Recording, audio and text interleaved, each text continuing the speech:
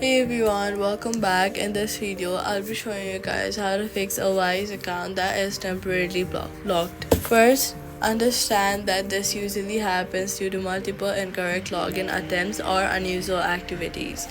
First of all, wait for some time and try logging in again with the correct details. Next, head over to your Gmail app and then check your inbox for any messages from Wise with instructions to unlock your account.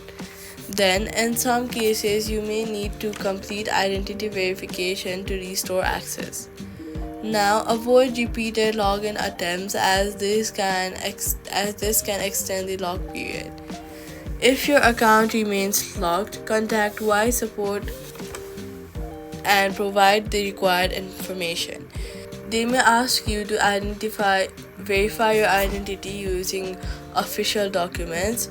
That's how you fix the Wise account temporarily locked. If this video has helped you, do not forget to like, subscribe, and turn on notifications for more helpful guides.